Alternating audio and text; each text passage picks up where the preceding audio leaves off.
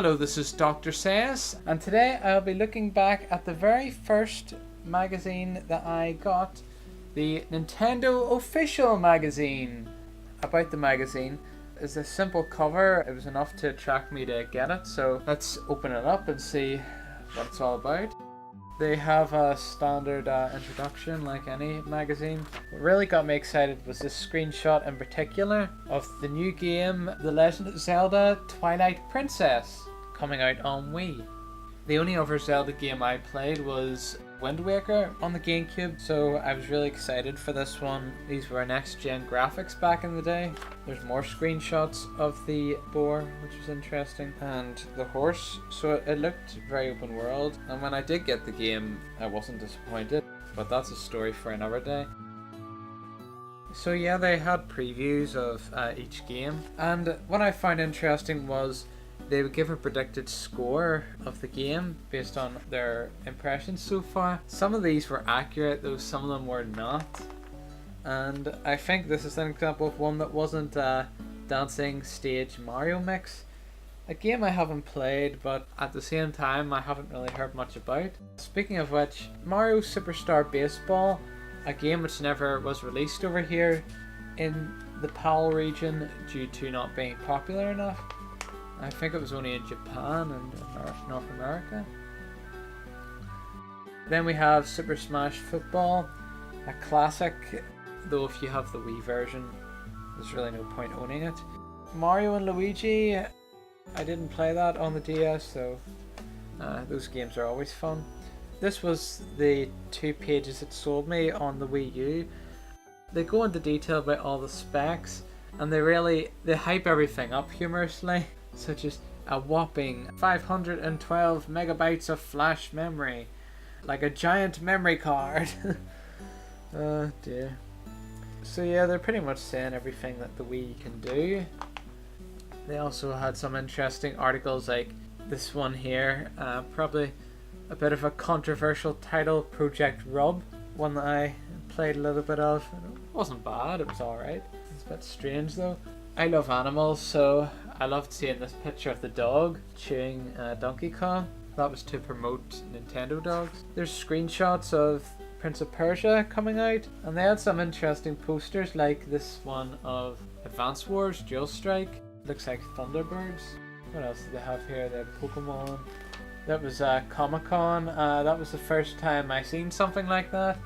We didn't get this over in Northern Ireland. I think the first Comic-Con we got was in summer 2014. 9 years after this issue. We have Bubble Bobble. They had some humorous articles like Club Sale Brian's thoughts. He talks about finding Atari HQ. My Mum's Hit List, The Geezer Who Stood on My Tail in Tesco's, Sherlock Holmes and Magic Johnson, The Spider-Man Urinate Web Fluid, What's Pac-Man Made Of, Yellow Soil, Cake, Do Monkeys Need Haircuts? This was an exciting page before the internet was truly popular, well at least where I came from. We didn't see stuff like this, so you got to see things that you couldn't get over here, like lots of merchandise, Kirby's beach balls and slime towers, plushies, all different things. There is Mr. Awada himself in Brain Training. Oh, unfortunately that guy's passed away now. Yeah, so they also had some previews. There's a well-known classic, a Geist. We can control different creatures like dogs and humans and so on. And there's a James Bond game. Can't go wrong with James Bond. There's a new Pac-Man game coming out at some point. I think I remember reading that, Pac-Man on the DS. So they really knew how to market different games. There's Need for Speed Most Wanted. They had some guy called John Burnell. I assume he is related to Need for Speed. At the end of the line for this wife-beating, cop-shooting, chopper-dodging menace to society. I think he's some sort of cop. It's a Marvel game, and EA have made up their own heroes, so superheroes. So they've made up their own pretty much in order in a suit. And he also has a bomb bag for some reason. And that game there is the worst video game I've ever played. It's definitely up there. Crash Tag Team Racing, a god awful game. Especially if you played the brilliant Crash Team Racing on the PlayStation 1, and then go from that to this. God almighty, it is awful. You just attach your car to the back of somebody and you win every race. The platforming was pretty bad. There's Kirby's Canvas Curse, fun little game. That was actually a game I enjoyed, Spartan Total War, that I haven't heard much about. I don't have it anymore because I sold a lot of my games back in the day. It was pretty much you were going around ancient Greece. They had lots of enemies on one screen, so you were like, it was a hack and slash, but it was quite fun. Scooby-Doo game, it's not really great. I find this interesting. They had Pokemon Emerald, and they put themselves in the perspectives of the main character and telling the story through his eyes in a humorous fashion. It wasn't until I woke up at the back of a moving van, squeezed neatly in between boxes marked kitchen and holiday decorations, that I realised I wasn't entirely comfortable with the thought of moving to Little Root. So they go into pages and pages of this, just going through his experiences, literally 8 pages, which was quite funny. Then they have reviews, of course. That's a nice picture of Castlevania, although I think the art was lost on younger me. Then they have Metros. I wasn't interested in it at the time, and I'm not really interested in it now, but I think I remember them giving it like they give it a 93. I suppose you can't do much of Metros. That always perplexed me why they give that such a high score. Then there's the Hulk. I remember playing a demo of that. It was interesting. You're just the Hulk throwing things. It says it lets you lob a cow 50 feet into the distance in the first 2 minutes of play to grab your attention. It looked good, but I guess it didn't live up to the hype. It's like collections that they reviewed.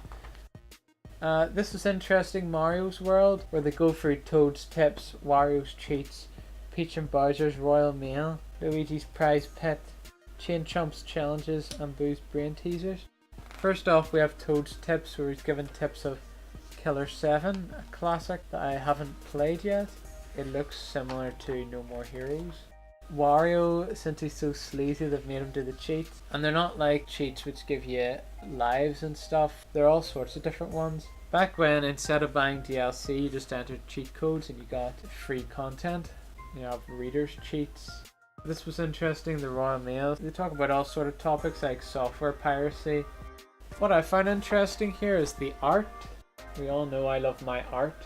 I like this design of the Game Boy Advance Micro, that I would ever buy one because it was too tiny. This was a brilliant looking design, I thought. Though I never understood the point of the Game Boy Micro, like it was designed to look cool. I thought the Game Boy Advance screen was small enough. I didn't want to get a smaller screen. It was more of a fashion accessory. They look cool, but the screens are a bit too small, I thought. Some brilliant looking designs here. There's a guy there, he's done 4 designs. There's an interesting one, a Game Boy, a Pokemon one, it's the Pokemon looking up at it. There's not a bad bunch between them, they're all pretty stellar. There's Ganon flirting with Princess Zelda, she doesn't look too happy. There's a competition for games. I always entered the competitions. I never won any in this magazine. There's some challenges from Ridge Racer to Donkey Konga. Super Smash Bros. Try to beat the 425 home run contest. I think I was able to do that with Fox.